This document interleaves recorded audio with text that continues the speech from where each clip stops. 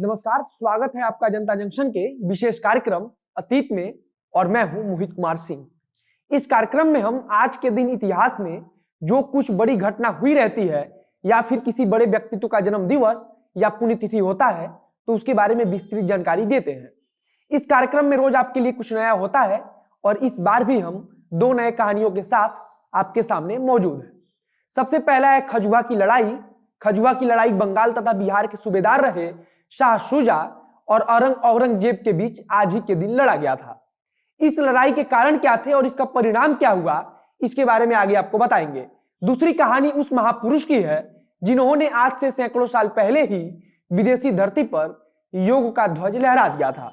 जिस योग को आज हम बाबा रामदेव से जोड़कर देखते हैं, उस योग को सैकड़ों साल पहले विदेशी धरती पर उतार चुके इस महापुरुष का नाम है परमहंस योगानंद।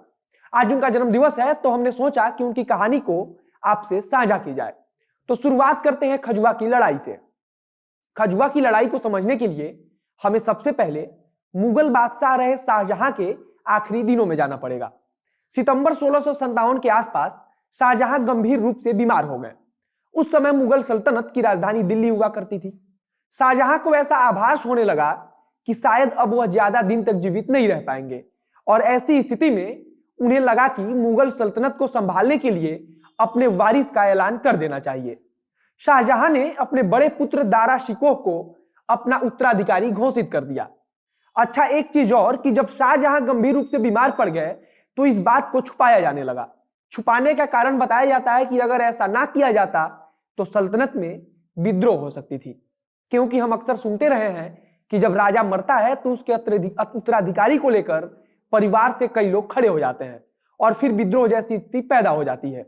उस समय इसी शंका के मद्देनजर इस बात को छुपाया जा रहा था, लेकिन कुछ चीजें ऐसी होती हैं जो छुपाने से नहीं छुपती हैं। धीरे धीरे अफवाह फैला कि शाहजहां बहुत गंभीर स्थिति में है और किसी भी पल उनकी मृत्यु हो सकती है। हमने ऊपर बताया कि दारा शिकोह, जिसे शाहजहां ने अपना उत्तराधिकारी घोषित किया था, वह उनका सबसे बड़ा पुत्र था। दारा शिकोह के अलावा शाहजहां के 3 और पुत्र थे। दूसरे पुत्र का नाम था शाह शुजा, जिसके बारे में हम आज बात कर रहे हैं। शाहजहां ने शाह शुजा को बंगाल, बिहार और उड़ीसा को संभालने का जिम्मा दिया था। इसके बाद तीसरे पुत्र का नाम था औरंगजेब। औरंगजेब को शाहजहां ने दक्षिण का इलाका संभालने का जिम्मेदारी दिया था। अंत में सबसे आखिरी पुत्र का नाम था मुराद बख्श।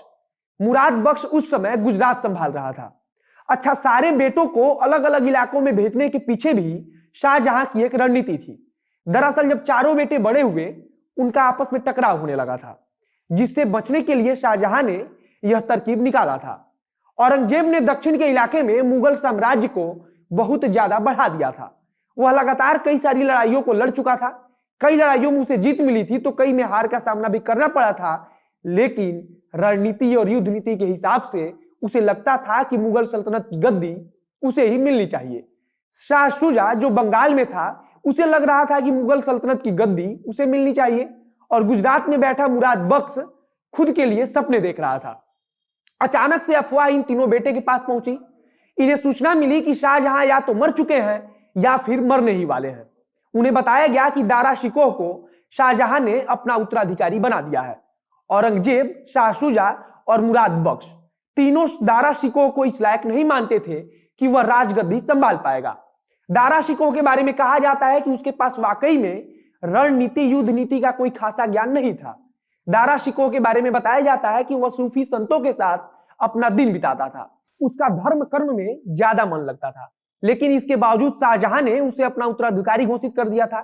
गुजरात संभाल रहे मुराद बख्श को खबर मिलती है कि शाहजहां मरने वाले हैं और उनका उत्तराधिकारी दारा शिकोह को बना दिया गया है।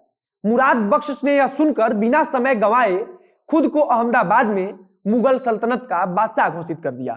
शाह शुजा जो बंगाल संभाल रहा था, उसने भी खुद को मुगल वंश का बादशाह घोषित कर दिया। अब बारी थी दक्षिण संभाल रहे औरंगजेब की। औरंगजेब ने होशियारी से काम लिया और गुजरात संभाल रहे अपने छोटे भाई मुराद बख्श को अपने साथ मिलाने की कोशिश की। मुराद बख्श औरंगजेब के साथ मिल गया। औरंगजेब ने शाह शुजा को भी अपने साथ मिलाने की कोशिश की, लेकिन वह तैयार नहीं हुआ। औरंगजेब व मुराद बख्श में तय हुआ कि पहले वे दारा शिकोह को रास्ते से हटाएंगे और फिर आपस में सल्तनत का बंटवारा कर लेंगे। इधर शाहजहां हवा पानी बदलने के लिए दिल्ली से आगरा चले गए। शाहजहां ने के बड़ा बेटा दारा शिकोह भी आगरा चला गया। उधर औरंगजेब और मुराद बख्श एक दूसरे के साथ मिलकर रणनीति बना रहे थे। तो इधर बंगाल संभाल रहे शाह शुजा अपनी सेना लेकर आगरा की तरफ रवाना हो गया। इधर दारा शिकोह को जब यह खबर मिली तो उसने भी अपनी तैयारी शुरू कर दी।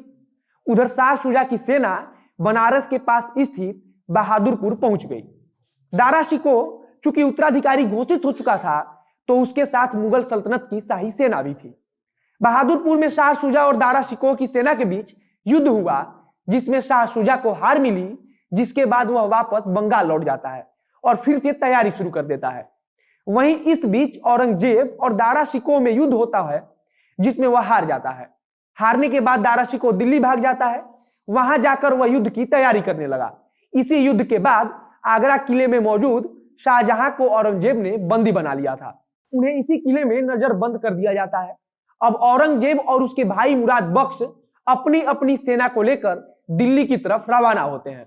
रास्ते में औरंगजेब ने अपने भाई मुराद बख्श को भी मार डाला। इन सारे युद्धों और लड़ाइयों पर कभी किसी दूसरे वीडियो में बात किया जाएगा।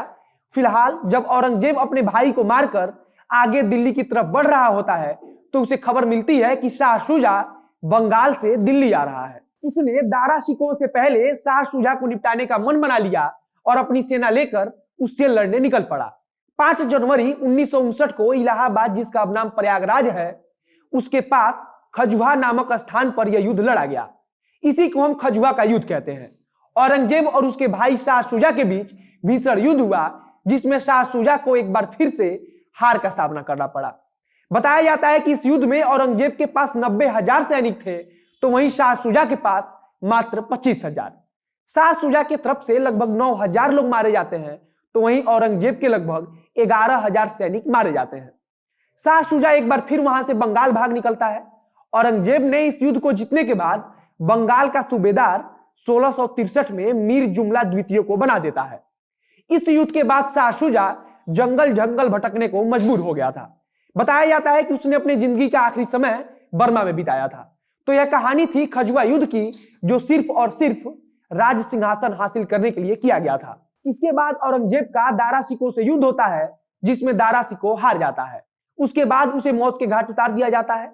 इसकी कहानी भी बड़ी भयावह है, उसे कभी और बताऊंगा। अब आते हैं दूसरे वाले पर।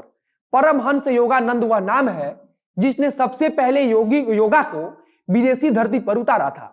बंगाली परिवार से ताल्लुक रखने वाले इस महापुरुष का जन्म मुकुंदा लाल घोष के नाम से गोरखपुर शहर में हुआ था।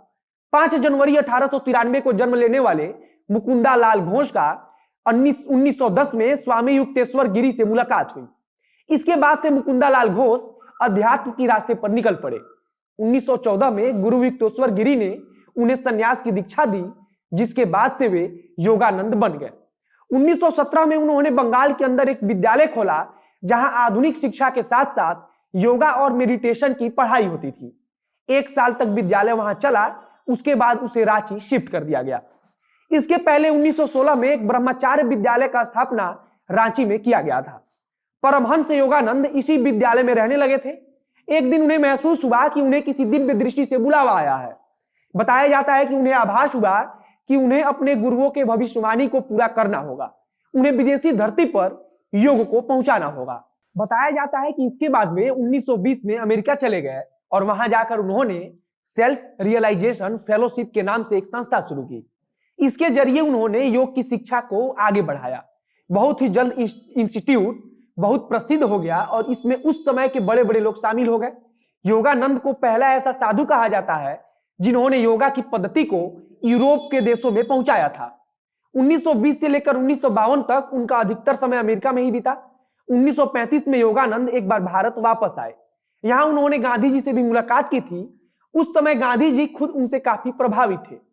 इसी वक्त योगानंद के गुरु ने उन्हें परमहंस की उपाधि दी और इसके बाद से इन्हें परमहंस योगानंद बुलाया जाने लगा। कहा जाता है कि 7 मार्च 1952 को वे अमेरिका के लॉस एंजल्स में मौजूद भारतीय राजदूत विनय रंजन के साथ होटल में उन्होंने खाना खाया।